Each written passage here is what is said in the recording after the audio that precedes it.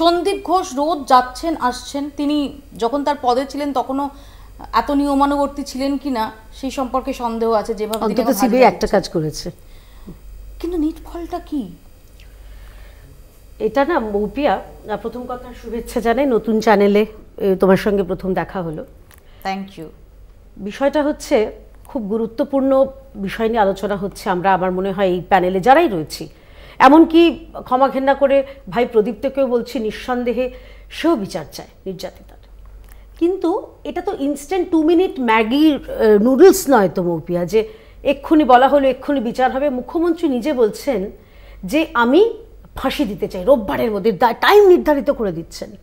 আমি উল্টে খুব বিনম্রভাবে মমতা বন্দ্যোপাধ্যায়কে জিজ্ঞাসা করব, আপনার যখন কেন্দ্রীয় সরকারের সুপারিশ ছিল যে ফাস্ট ট্র্যাক স্পেশাল আদালত, আপনার 123টা তৈরি করার কথা ছিল, তার মধ্যে 23টা ছিল শুধুমাত্র পক্সোর, আপনি একটাও তৈরি করতে পারেননি বা করেননি, সদিচ্ছারই অভাব বলবো। পরবর্তীকালে কেন্দ্রীয় সরকার সুপারিশ দিলেন 17টা তৈরি করুন, অন্তত মাত্র 6টা তৈরি হয়েছে। এখনো 11টা ফাস্ট ট্র্যাক স্পেশাল কোর্ট তৈরি হয়নি। ফাস্ট ট্র্যাক স্পেশাল কোর্ট তৈরি হয়নি, আপনি বিচার চাইছেন, ইনস্ট্যান্ট বিচার চাইছেন। আর যদি আপনার ফাঁসি দেওয়ার যদি এতই আপনার ইচ্ছে থাকতো, তাহলে আজকে কামদুনির যারা দোষী তারা রাস্তায় মুক্ত হয়ে ঘুরে বেড়াতো না। লোয়ার কোর্ট, যেখানে নিম্ন আদালত যাদের ফাঁসির আদেশ দিয়েছিল, শুধুমাত্র এবং শুধুমাত্র এভিডেন্স প্রমাণের অভাবে আজকে ইনস্ট্যান্ট জাস্টিসের বিরুদ্ধে কথা কার মুখে শুনছি? বিজেপির প্রতিনিধির মুখে, যে বিজেপির রীতিমতো এ রাজ্যেও তারা এনকাউন্টার সেটা প্রবর্তনের পক্ষে একাধিক নেতা বলেছে। অভিষেক বন্দ্যোপাধ্যায় বলেছে। ডেফিনেটলি বিজেপির তো এনকাউন্টার থিওরি সেটাকে এন্ডোর্স করে আসা হয়, নাম্বার 1। নাম্বার 2, জাস্ট গত সপ্তাহে আসামে যে ঘটনা ঘটেছে, ধর্ষণে অভিযুক্ত পুকুরে এসে পড়ে গেছে এবং তার নাকি হাতে হ্যান্ডকাফ থাকায় সে আর উঠতে পারেনি।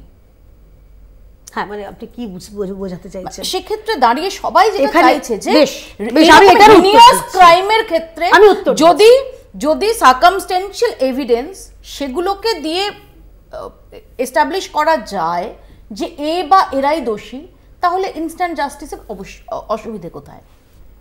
দোষী যে প্রমাণ করবে তার জন্য তো সুনির্দিষ্ট তথ্য প্রমাণ দরকার। সেই তথ্য প্রমাণ আমরা নিয়মিত দেখতে পাচ্ছি বিভিন্ন টিভি চ্যানেলে, বিভিন্ন সোশ্যাল মিডিয়ায়। যে ছবি দেখেছি 9 তারিখ সকালবেলাকার, তারপরে একটা হাস্যকর বিবৃতি এই কলকাতা শহরের ডিসি ইন্দিরা মুখোপাধ্যায় দেবীর, তিনি বলছেন না ওখানে মাপ করে 11 ফিট অবধি দেওয়া ছিল। আমার খালি খুব স্পষ্ট কথা, আমি এখানে ফরেন্সিক বিশেষজ্ঞ নই, আমি এখানে উকিল নই, আমি পুলিশ নই, আমি সাধারণ মানুষ। লজিক আছে, সেই লজিক দিয়ে বলছি এই সেমিনার রুমে ঢোকার এবং বেরোনোর দরজা একটাই মৌপিয়া, সেই একটা দরজা দিয়েই খুনিরা সম্ভবত ঢুকেছে, ওই রাস্তা দিয়েই বেরিয়েছে। আপনি দরজাটা উন্মুক্ত করে রাখলেন, কোনোভাবে তাদের ফিঙ্গারপ্রিন্ট থাকতে পারতো। এখন তো গতকাল যে ভাইরাল অডিও ক্লিপ, সেটার মানেটা কি আমরা তো বুঝতে পারছি না। অ্যাসিস্ট্যান্ট সুপার ফোন করে বলছেন আপনার মেয়ে অসুস্থ, পরবর্তীকালে বলছেন আপনার মেয়ের কন্ডিশন সিরিয়াস, পরবর্তীকালে বলছেন উনি সুইসাইড করেছেন, আপনারা চলে আসুন। এবং তারপরের ঘটনা তো আমরা জানি যে 3 ঘন্টা তাদের অপেক্ষা করিয়ে রাখা হয়েছিল। এবং মৌপিয়া খুব ফ্র্যাঙ্কলি বলছে, আমি একজন সন্তানের মা হিসেবে আমি যে নির্যাতিতার বাবা মা তাদের কথাই বিশ্বাস করবো, কারণ তাদের কোনো স্টেক নেই, তাদের কোনো এইটা মিথ্যে কথা বলে তাদের কোনো লাভ হবে না, তাই না? তো তারা তো সব হারিয়েছে, নির্যাতিতার তারা তো বাবা মা, তাদের দিকে তো সংশয়ের আঙুল তোলা যায় না। তাহলে আমার তো সংশয়ের আঙুল হচ্ছে একজনের দিকে।